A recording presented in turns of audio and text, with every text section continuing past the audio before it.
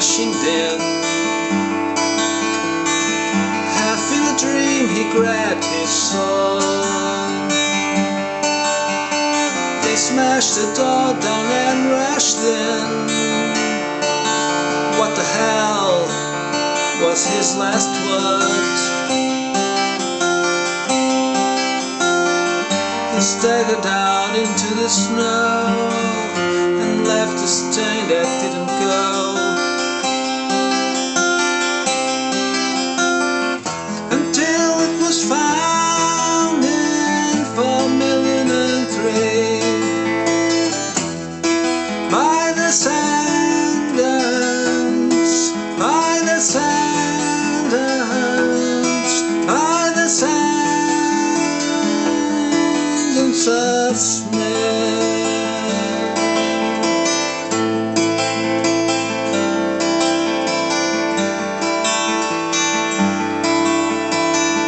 His snuff box and his shoulder pack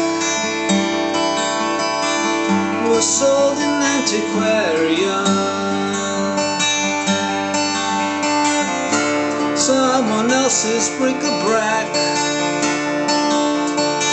a taste of times long since bygone. The stain was sinking in a vise, 2 feet deep in solid ice. Until it was found in 4,000,003 by descendants, by descendants, by descendants of Smith.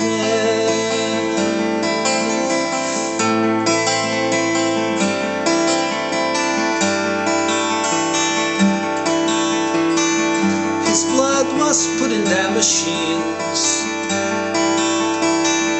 which reproduced him at great speed. Engineered a female gene and put him in a room to breathe.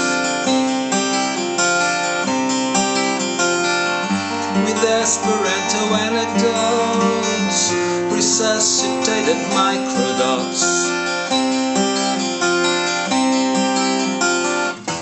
The descendant, the descendant, the descendant of Smith.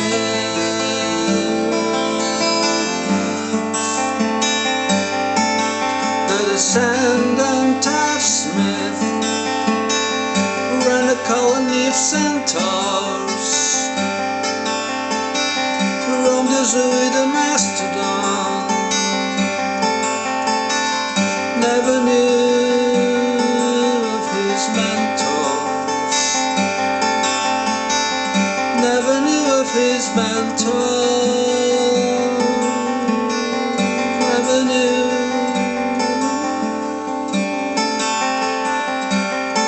of his mentors.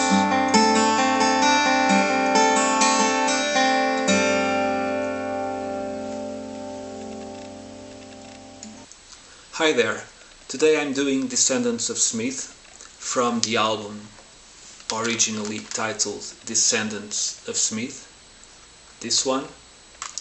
And I say originally titled because Roy later re-released this album under a different name. He called it Garden of Uranium, which is another song from the same album, and with a different cover. I don't know why he did that. I mean, the cover was fine for me. It's a nice picture of Roy. And as for the title, I mean, well, anyway, I've read that this is Roy's second favorite album of his own, which comes as a surprise, because I mean, this is a good album. It has some really great songs on it, including this one, Descendants of Smith. But I don't know, second best, well, that would certainly bring a lot of discussion. Anyway, the reason why I'm doing this again is because I used to do it with a flat pick, you know, like this.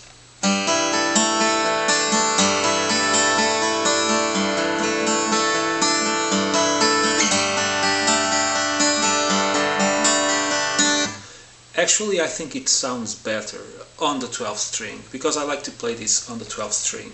Roy doesn't play it on the 12th string.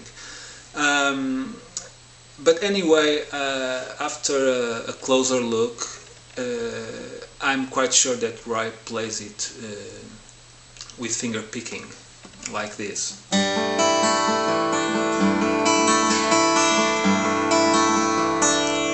So today I'm going to show you the chords. This has a really great chord progression, and then the finger picking pattern. First of all, the tuning. This is played in standard tuning, but tuned down one tone to D. So we have a D on the 6th string, and so on, standard tuning. And as for the chords, the verses have a really cool chord progression that starts with this chord here. So this is like a B, but with an A bass on the 5th string, so that the 5th string is opened, and the 1st and 2nd strings are also opened. And then you move your fingers down 2 frets and you have an A, once again with the 2nd and 1st strings opened. The 3rd chord is E minor, and then you go to D. And when you are in D, you play it like this.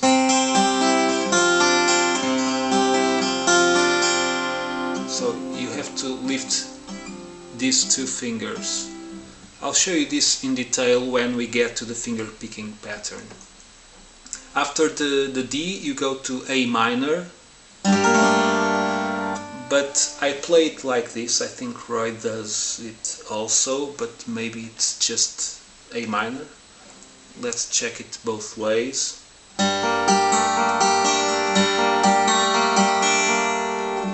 Or you can play it like this.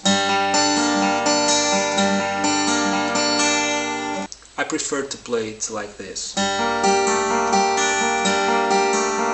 think it's closer to what I hear. And after the A minor, you go to this G. Once again with the 1st string opened,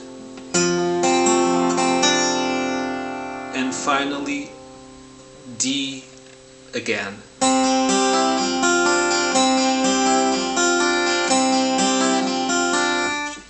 So let's check out the whole progression.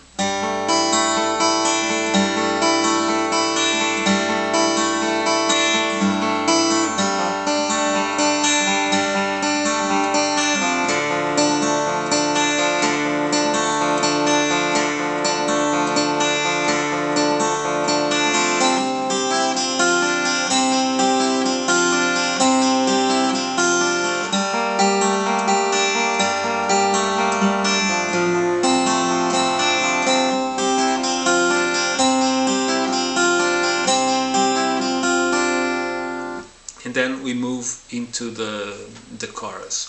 But first let's check out the finger picking pattern. Watch my right hand as I play the 1st chord.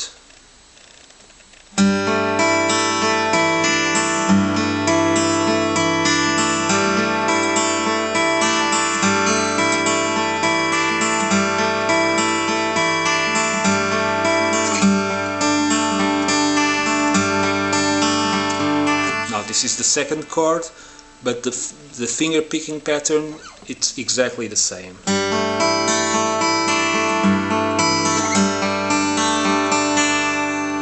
But as you must have noticed, there is a cut in the tempo here when you move from this B to A. It goes like 1, 2, 3, 4, 1, 2, 3, 4, 1, 2, 3, 4, 1, 2, 1, 2, 3, 4, 1, 2, 3, 4. Okay. Then when you play the E minor, the only difference is that instead of picking the 5th string, you pick the 6th string.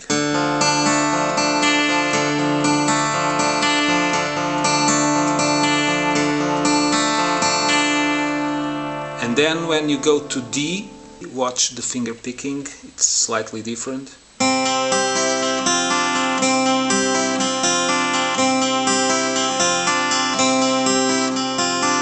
So your thumb is picking the 4th and 3rd strings, and your index finger and middle finger are picking the 2nd and 1st.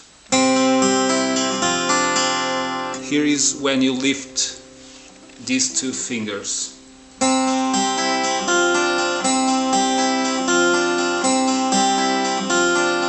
Then the A minor, you go back to the finger picking pattern that you use on the 1st and 2nd chords.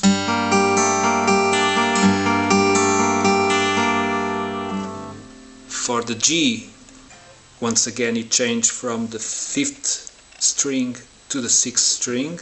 The rest is exactly the same.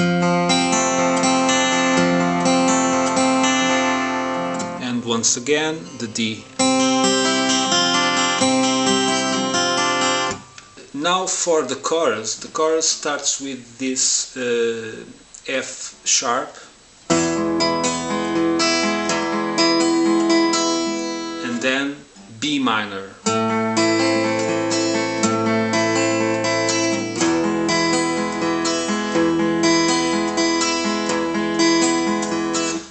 As for the finger picking, it's the same that it's used on most of the other chords.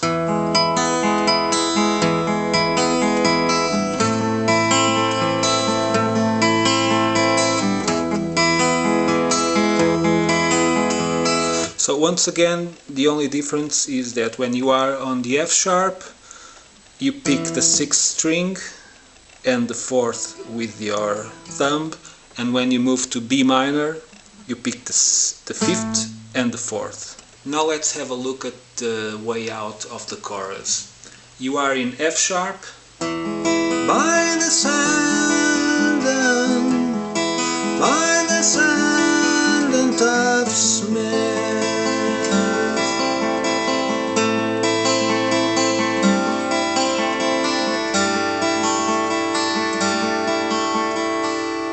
So from F sharp, you go to B minor,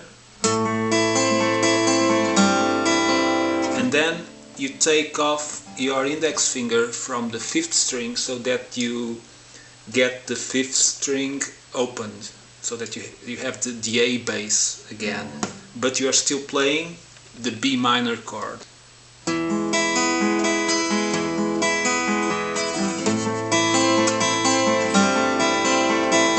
Put it back again, take it off, and finally you take off the middle finger from the 2nd string, so that you are back to the 1st chord of the song.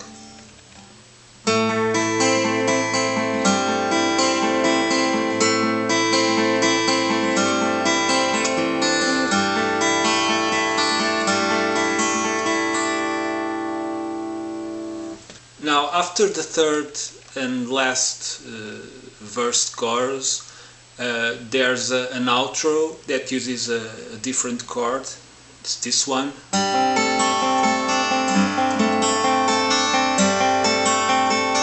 So this chord is the same shape that you use on that A minor, but you move it up 2 frets. So this is the chord that goes with that. The descendants of Smith were the colony of centaurs,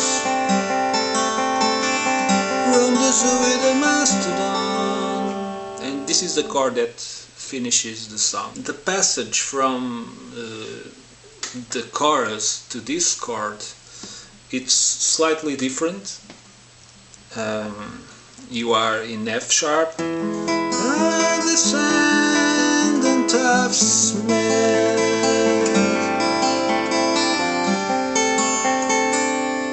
So instead of taking off your index finger and then putting it back again, you take it off.